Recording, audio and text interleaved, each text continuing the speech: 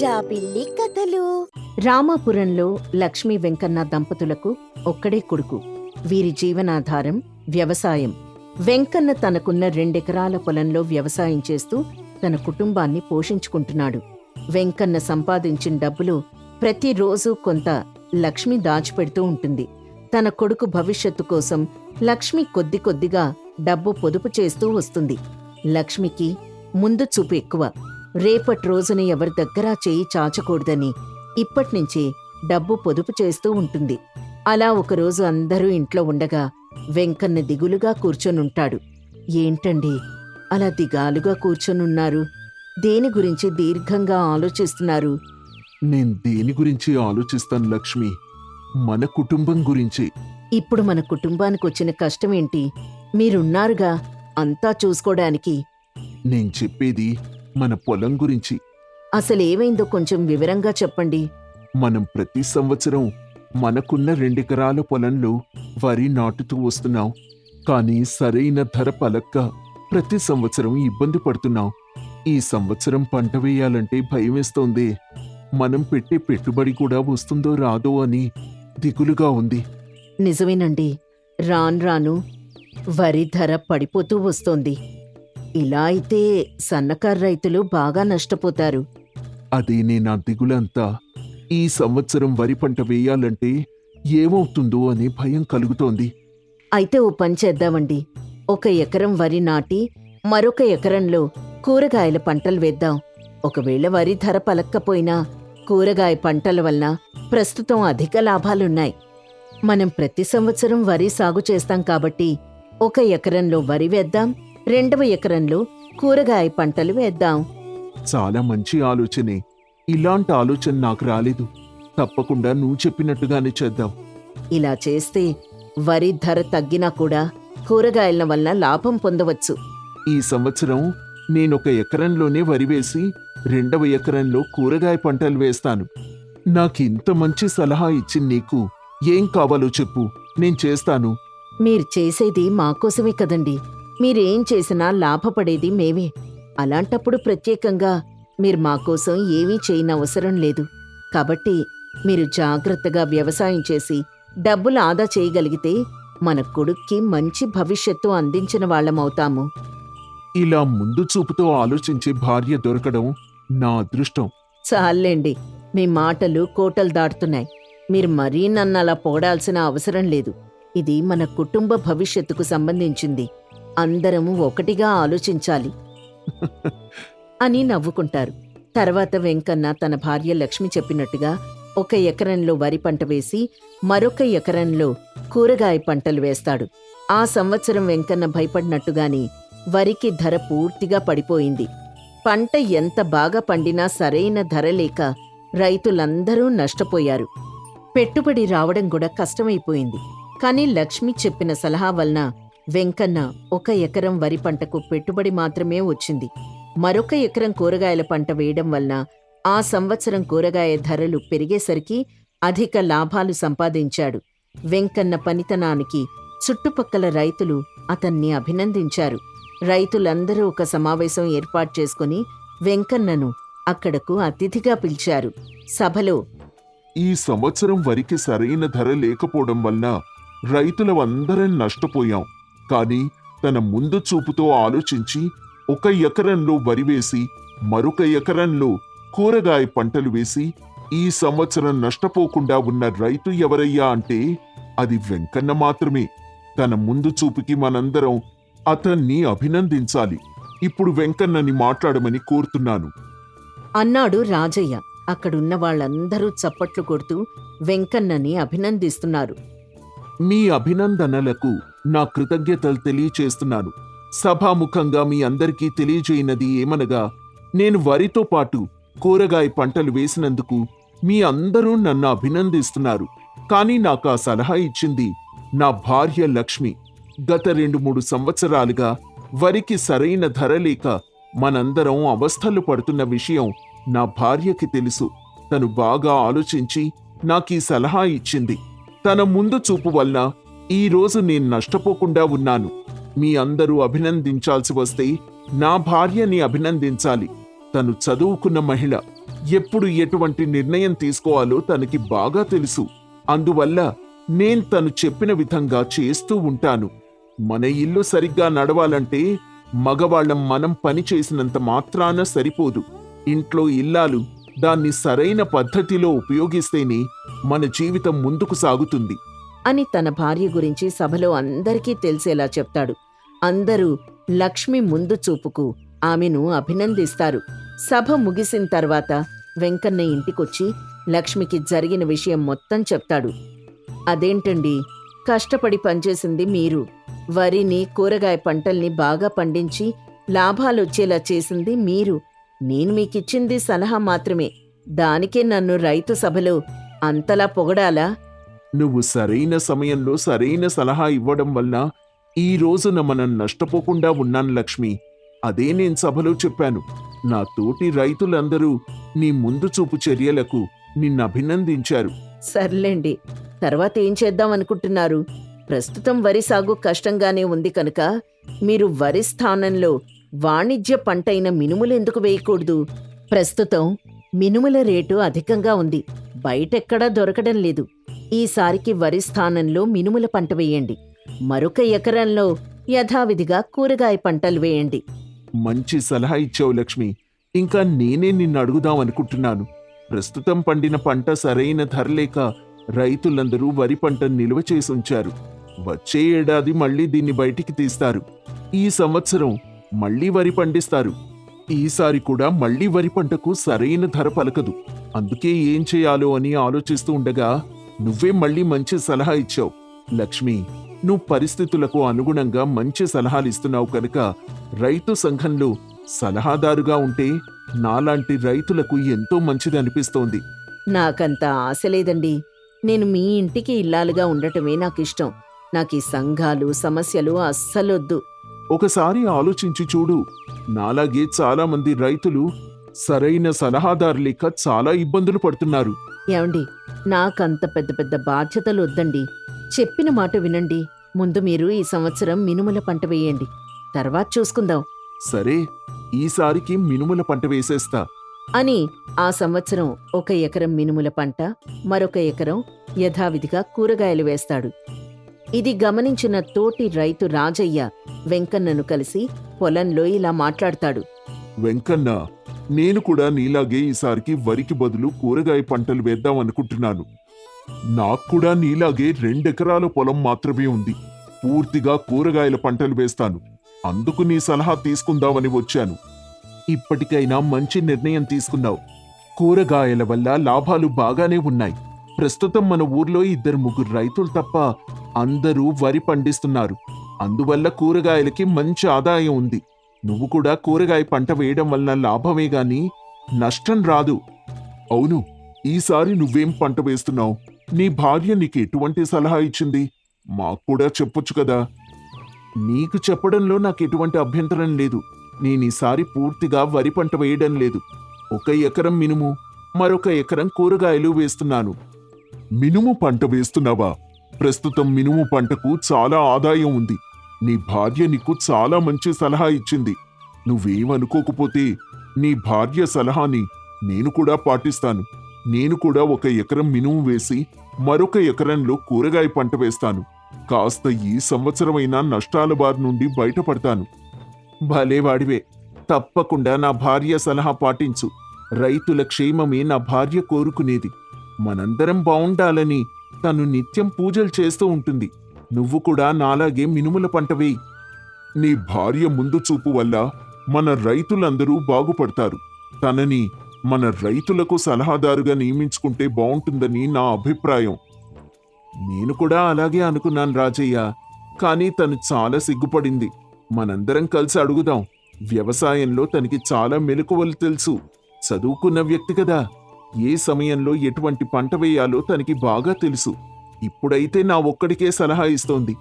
తనని రైతు సంఘంలో సభ్యురాల్ని చేస్తే అందరికీ చాలా ఉపయోగకరంగా ఉంటుంది. నేను నా భార్యకు చాలాసార్లు చెప్పి చూశాను, కానీ నా మాట వినడం లేదు. మన సంఘం వాళ్ళు అడిగితే ఏవైనా రావచ్చు. నేను మన సంఘం వాళ్లతో మాట్లాడి దీని గురించి చర్చిస్తాను. నీ భార్య లాంటి తెలివైన ముందు చూపు గల సలహాదారు మన రైతు సంఘానికి చాలా అవసరం. అని రాజయ్య రైతు సంఘంలో లక్ష్మి గురించి చర్చిస్తాడు. లక్ష్మి లాంటి చదువుకున్న తెలివైన ముందు చూపుగల యువతి మన రైతు సంఘంలో సలహాదారుగా ఉంటే మనకి రాబోయే సమస్యల్ని ముందుగా గుర్తించి పరిష్కారాలు చూపుతుంది. అవునవును, లక్ష్మి మంచి తెలివిగల యువతి. మనం ఎలాగో చూసాం తన తెలివితేటల్ని. తన భర్తని పంట నష్టం నుంచి చాలా తెలివిగా కాపాడింది. రాజయ్య సలహా మంచిది. తననెలాగైనా ఒప్పించి మన సంఘంలో సలహాదారులుగా నియమిద్దాం అని రైతు సంఘం సభ్యులందరూ ఒక మాట మీదకొచ్చి లక్ష్మి దగ్గరికి వెళ్తారు. లక్ష్మి వెంకన్న ఇంటి దగ్గరుండగా రైతు సంఘం సభ్యులందరూ వాళ్ళింటికి వెళ్తారు. అరే ఏంటిది, రైతు సంఘ సభ్యులందరూ మా ఇంటికొచ్చారు. లక్ష్మి అందరికీ నమస్కారం పెడుతూ అందర్నీ కూర్చోమని చెప్తుంది. అందరూ కూర్చున్న తర్వాత అందరికీ మంచినీళ్ళిస్తుంది. లక్ష్మి వాళ్ళందరూ వెంకన్న కోసం వచ్చారని అనుకుంటుంది కాని అందరూ లక్ష్మి కోసమే వచ్చామని చెప్తారు. అవును లక్ష్మి, నువ్వు చాలా తెలివిగలదానివి, పైగా చదువుకున్నదానివి. నీలాంటి యువతి రైతు సంఘంలో సలహాదారుగా ఉంటే మాలాంటి చిన్నకారు సన్నకారు రైతులకు చాలా ఉపయోగకరంగా ఉంటుంది. అయ్యో బాబాయ్ గారు, నేను మీలాంటి పెద్దలకు సలహా ఇచ్చేంతటి దాన్ని కాదు. నాకు నా కుటుంబ బాధ్యత ముఖ్యం. నా భర్త, నా ఒక్కగానొక్క కొడుకు, వీరి బాగోగులు చూసుకుంటే నాకంతే చాలు. చూడమ్మా, నీలాంటి చదువుకున్న యువతి ఇలా నిరుపయోగంగా ఇంట్లో ఉండిపోకూడదు. ఇప్పటికే నువ్వు నీ భర్తకిచ్చిన సలహాల వలన పంట నష్టం నుంచి బయటపడ్డాడు. కానీ మాకు సరైన సలహాలు ఇచ్చేవారు లేక ఇంకా పంట నష్టం చూస్తున్నావు. నువ్వు కొద్దిగా మనసు పెట్టి ఆలోచించి రైతు సంఘంలో సలహాదారుగా ఉండు. రైతు సమస్యలు తీర్చడానికి నీ వంతు కృషి నువ్వు చెయ్యి అని అక్కడికొచ్చిన రైతులందరూ ఆమెని ఒప్పిస్తారు. వెంకన్న కూడా ఆమెని సలహాదారుగా ఉండమని అడుగుతాడు. తప్పనిసరి పరిస్థితుల్లో లక్ష్మి రైతు సంఘం సలహాదారుగా ఉండడానికి ఒప్పుకుంటుంది. ఇక ఆ రోజు నుంచి లక్ష్మి ఆ ఊర్లో రైతుల పంట పొలాల్ని బట్టి ఎప్పుడే పంట వేస్తే లాభకరంగా ఉంటుందో సలహాలిస్తూ రైతులకు నష్టం రాకుండా చూసుకుంటుంది. రైతులందరూ వెంకన్నని లక్ష్మిని అభినందిస్తారు. ఆ ఊరు పంట నష్టం లేకుండా సస్యశ్యామలంగా విలసిల్లుతుంది. రామాపురంలో లింగయ్య అనే యువకుడు ఉండేవాడు. అతని వయస్సు 23 సంవత్సరాలు. ఊర్లో అందరితో అబద్ధాలు చెప్తూ ఆకతాయిలా తిరుగుతూ ఉండేవాడు. తను నిత్యం అబద్ధాలు చెప్పడం వలన ఒక్కొక్కసారి తను నిజం చెప్పినా ఎవ్వరూ నమ్మేవారు కాదు. ఇలా అబద్ధాలు చెప్పొద్దు అని తన తల్లిదండ్రులు ఎంత చెప్పినా వినకుండా ఊరి జనాలకి నిత్యం అబద్ధాలు చెప్పి వారిని ఆట పట్టిస్తూ అల్లరి చేష్టలు చేస్తూ ఉండేవాడు. లింగయ్యకి సీను అని స్నేహితుడుండేవాడు. లింగయ్య ఆకతాయిగా తిరిగినా కూడా మంచి తెలివిగల కుర్రాడు. తన తెలివితేటలతో ఆ ఊరి జనాల్ని బురిడీ కొట్టిస్తూ ఉండేవాడు. ఒకరోజు సీను లింగయ్యతో ఇలా అన్నాడు. లింగయ్య, ఇలా ఊరి జనాలకి అబద్ధాలు చెప్పి వారిని ఆట పట్టిస్తూ ఉంటావు. దీనివల్ల జనాలు చాలా ఇబ్బంది పడుతున్నారు. నువ్విక్కనైనా ఈ అల్లరి పనులు మానేసి ఏదైనా పని చూసుకోవచ్చు కదా. నేను పని చేయను అని చెప్పానా? ఏ వయసులో చేయాల్సిన అల్లరి ఆ వయసులోనే చేయాలి. మనకున్నది ఒకే ఒక్క జీవితం, దాన్ని సంతోషంగా గడపాలి. నేనదే చేస్తున్నాను. మరి జనాల్ని ఎందుకు ఇబ్బంది పెడుతున్నావురా? నేను జనాల్ని ఇబ్బంది పెట్టడం లేదురా. నేను చెప్పింది నమ్మి వారే ఇబ్బంది పడుతున్నారు. నేను అబద్ధం మాత్రమే చెప్తున్నాను. నేనెవ్వరినీ మోసం చేయడం లేదు. రెండింటికి తేడా ఏంటి? చాలా తేడా ఉంది. నా అబద్ధాల వల్ల వాళ్ళకేమైనా నష్టం వాటిల్లితే దాని ద్వారా నేను లాభపడితే అది మోసం. నేను వారిని సరదాగా ఆట పట్టిస్తున్నాను అంతే. మనిషికుండేది ఒక్కటే జీవితం, దాన్ని ఆనందంగా గడపాలి అనేది నా ఆశయం అని ఇద్దరు స్నేహితులు కాసేపు మాట్లాడుకున్న తర్వాత లింగయ్య ఇలా అంటాడు. రే, అదంతా సరిగాని నీకొక విషయం చెప్పాలి. అంటే ఇప్పటిదాకా చెప్పింది విషయాలు కాదా? అది కాదురా, రాత్రి మా ఆవుకి ఏనుగు పిల్ల పుట్టింది. ఆ మాట వినేసరికి సీను లింగయ్య అబద్ధాలు చెప్తాడు అన్న సంగతి మర్చిపోయి ఆశ్చర్యానికి గురవుతూ, ఏనుగు పిల్ల పుట్టిందా? అవునరా, నేను కూడా నీలాగే ఆశ్చర్యపోయాను. ఆవుకి ఏనుగు పిల్ల పుట్టిందేమిటా అని. అయితే పదరా, నేను కూడా మీ ఇంట్లో పుట్టిన ఏనుగు పిల్లని చూస్తాను. అసలు నేనొచ్చిందే ఆ విషయం నీకు చెప్పి నిన్ను మా ఇంటికి తీసుకువెళ్ళి చూపిద్దామని. కానీ నువ్వు ఏవేవో విషయాలు మాట్లాడేసరికి అసలు విషయం మర్చిపోయాను. అయితే పద, ముందు మీ ఇంటికి వెళ్ళి ఏనుగు పిల్లని చూసిన తర్వాతే వేరే పని చేసేది. పదా, ముందు మీ ఇంటికి వెళ్దాం. పదరా, ఇంటికి వెళ్దాం, పదా అని ఇద్దరూ లింగయ్య ఇంటికి నడుచుకుంటూ వస్తూ ఉంటారు. దారిలో రంగయ్య ఎదురు పడతాడు. ఏమిటోయ్, ఏదో కంగారుగా వెళ్తున్నారు, ఏం జరిగింది? లింగయ్య, ఈ విషయం ఊర్లో ఇంకా ఎవరికీ చెప్పలేదా? నువ్వు నా స్నేహితుడివి కదా, అందుకే ఈ విషయం ముందుగా నీకు మాత్రమే చెప్పానురా. నీ తర్వాతే నాకు ఇంకెవరైనా. ఆ విషయం ఏంటో నాకు కూడా చెప్పండిరా, కంగారు తట్టుకోలేకపోతున్నాను. రంగయ్య, లింగయ్య వాళ్ళ ఆవుకి రాత్రి ఏనుగు పిల్ల పుట్టింది. దాన్ని చూడ్డానికే మేమిద్దరం వెళ్తున్నాం. రంగయ్య కూడా ఆశ్చర్యానికి గురై, నేను కూడా వస్తాన్రా. ఆవుకి ఏనుగు పిల్ల పుట్టడం చాలా పెద్ద విడ్డూరం. అది నేను కూడా చూస్తాన్రా, నన్ను కూడా తీసుకువెళ్ళండి. సరే, నువ్వు కూడా మాతో పాటురా. లింగయ్య, సీను, రంగయ్య ముగ్గురు కలిసి లింగయ్య వాళ్ళింటికి వెళ్తూ ఉండగా గోవులు కాచే గోపన్న ఎదురవుతాడు. ఏమిటో ఈ అందరూ కలిసి ఎక్కడికో బయలుదేరినట్టున్నారు? ఏమోయ్ గోపన్న, నీ దగ్గర చాలా గోవులున్నాయి కదా, నిత్యం ఊర్లో వాళ్ల గోవుల్ని కూడా నువ్వే కావలి కాస్తూ ఉంటావు కదా. నీ గోవుల మందలో ఎప్పుడైనా ఆవుకి ఏనుగు పిల్ల పుట్టిందా? ఆవుకి ఏనుగు పిల్ల పుట్టడవా? నేను నా చిన్నతనం నుండి గోవుల్ని కాస్తూనే ఉన్నాను, ఏనాడు అలా జరగలేదు. ఇప్పుడు ఎక్కడ జరిగింది? ఇదిగో మా లింగయ్య వాళ్ళ ఆవుకి రాత్రి ఏనుగు పిల్ల పుట్టింది. దాన్ని చూడ్డానికే మేం వెళ్తున్నాం. నిజమా? ఇది చాలా విడ్డూరంగా ఉంది. ఆవుకి ఏనుగు పిల్ల పుట్టిందా? అవును, అది చూడ్డానికి మేమందరం వెళ్తున్నాం. నువ్వు కూడా రా అని గోపన్నను కూడా వారితో తీసుకుని బయలుదేరారు. వారికి దారిలో సీతమ్మ ఎదురైంది. ఆమెకి జరిగిందంతా చెప్పి ఆమెను కూడా వెంట పెట్టుకుని బయలుదేరారు. దారిలో శాంతం ఎదురైంది. ఆమెకి విషయం అంతా చెప్పి తనను కూడా తీసుకుని లింగయ్య ఇంటికి వెళ్లారు. ఇంటికి వెళ్లి అక్కడ చూస్తే ఆవుకి ఆవు దూడ పుట్టి కనిపిస్తుంది. ఏది? ఆవుకి ఏనుగు పిల్ల పుట్టిందన్నారు, ఇక్కడ చూస్తే ఆవు దూడ మాత్రమే ఉంది.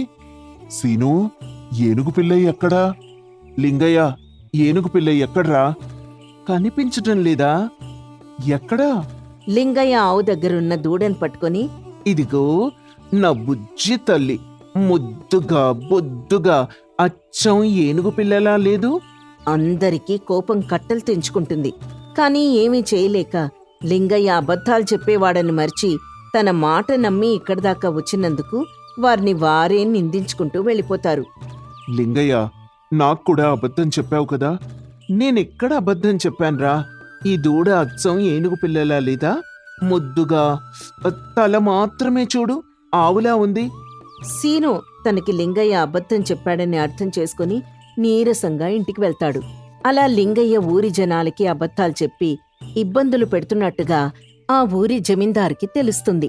జమీందారు గారు లింగయ్యని మందలించడానికి పిలిపిస్తారు. జమీందారు గారి దగ్గరికి సీను, లింగయ్య, ఆ ఊరి ప్రజలు చేరుకుంటారు. జమీందారు గారి సభలోకి లింగయ్యని ప్రవేశపెడతారు. జమీందారు గారి పక్కన మంచి చెడు పరిశీలించేందుకుగాను పండితుడు ఉంటాడు. సభ ప్రారంభమవుతుంది. లింగయ్య, నువ్వు నోటికొచ్చిన అబద్ధాలు చెప్పి ఊరి జనాలను ఇబ్బంది పెడుతున్నట్టుగా నీ మీద అభియోగం. దానికి నీ సమాధానం? అయ్యా, నేను నా నోటికొచ్చిన మాటలు మాట్లాడటం వాస్తవం, కానీ అవి అబద్ధాలు కావు. నాకు నిజం అనిపించినవి వీరికి అబద్ధాలుగా అనిపిస్తున్నాయి. దానికి కారణం నేను కాదు. అయ్యా, మొన్నటికి మొన్న ఆవుకి ఏనుగు పిల్ల పుట్టిందని మమ్మల్ని అందర్నీ నమ్మించి తన ఇంటికి తీసుకువెళ్ళాడు. తీరా అక్కడ చూస్తే ఏనుగు పిల్ల లేదు, ఆవు దూడ మాత్రమే ఉంది. ఏమిట్రా ఇది అని అడిగితే, ఇది ముద్దుగా బొద్దుగా అచ్చం ఏనుగు పిల్లలానే ఉంది, తల మాత్రమే ఆవుది వచ్చింది అని మాట మార్చాడు. అయ్యా, నేనేనుగు పిల్లలా ఉంది అన్నానే గాని ఏనుగు పిల్లే పుట్టింది అని అనలేదు. దాని ఆకారం ఏనుగు పిల్లలా అనిపించింది, అదే నేను చెప్పాను.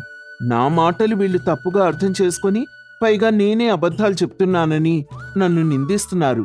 ఈ వాదనలు వింటున్న పండితుడు పైకి లేచి, అయ్యా, లింగయ్యకు అసత్యాలు పలకడమే నిత్యకృత్యంగా మారింది. ఊరి జనాలను తన అబద్ధాలతో ఇబ్బంది పెడుతూ, పైగా ఉన్నది ఒకటే జీవితం, దాన్ని సరదాగా నవ్వుతూ గడపాలి అంటూ నీతి సూక్తులు చెప్తున్నాడు. అయ్యా, జీవితాన్ని సరదాగా గడపమన్న మాట వాస్తవమే. కానీ నేనెవ్వరినీ ఇబ్బంది పెట్టడం లేదు. నేను చెప్పేదాన్ని వీళ్ళు సరిగ్గా అర్థం చేసుకోవడం లేదు. అయినా ఈ రోజుల్లో అబద్ధం ఆడని వారు ఎవరు? సభాముఖంగా ఒక ప్రశ్న. ఈ సభలో అసలు అబద్ధం చెప్పని వారంటూ ఎవరైనా ఉన్నారా? ఉంటే ముందుకు రాగలరు. లింగయ్య ప్రశ్నకు ఎవ్వరూ ముందుకు రాలేదు. లింగయ్య చుట్టూ తిరుగుతూ చూస్తున్నాడు. పండితుడు 2 అడుగులు ముందుకు వేసి, అయ్యా, నాకు ఊహ తెలిసిన దగ్గర నుండి మీ సభలోనే మంచి చెడులను పర్యవేక్షిస్తున్నాను. నాటి నుంచి నేటి వరకు నేనెన్నడూ అబద్ధం అనే మాట కూడా పలకలేదు. లింగయ్య వేసిన ప్రశ్నకు నేనొకణ్ణి ఇక్కడే ఉన్నాను. జమీందారు గారి అనుమతితో నేను కొన్ని ప్రశ్నలను వేస్తాను.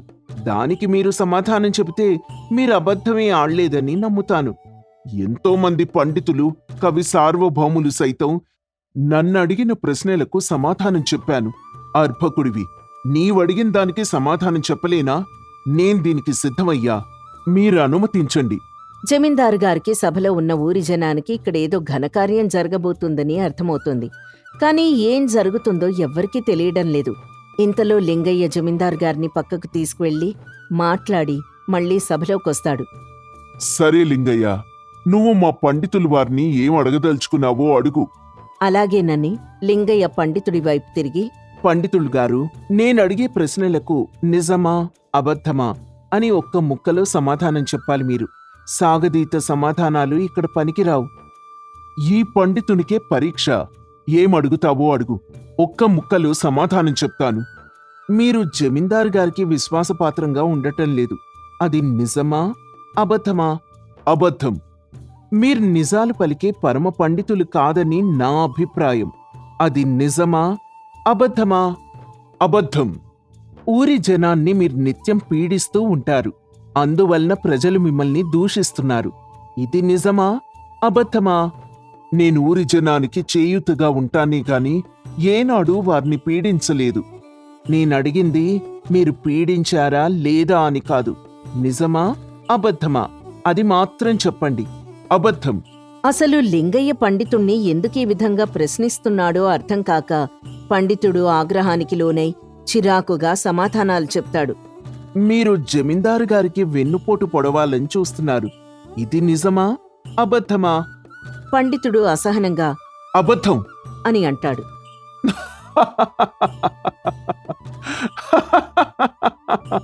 పండితుడి సమాధానాలకు జమీందారు గారు వస్తున్న నవ్వుని బలవంతంగా ఆపుకోలేక పెద్దగా నవ్వుతారు.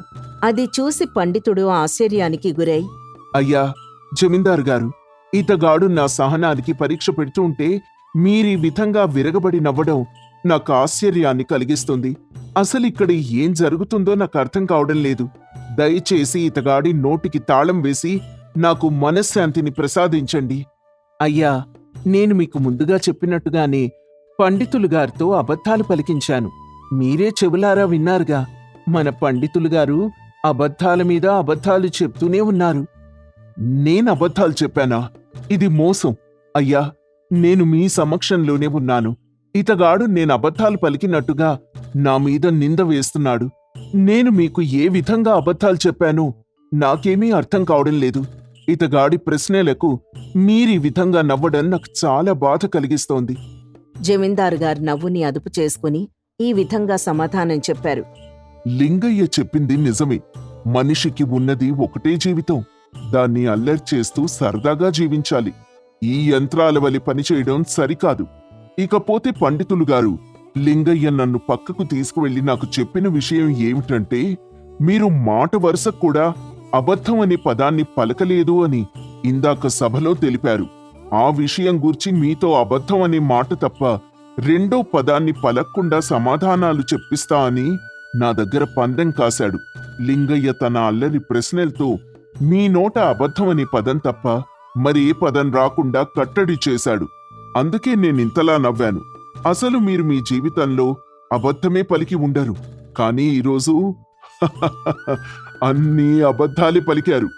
మీకర్థమైందనుకుంటాను. పండితులు గారికి లింగయ్య చమత్కారం అర్థమై తను కూడా పగలబడి నవ్వుతాడు. వాళ్ళ లింగయ్య, నీవు భలే చమత్కారివి.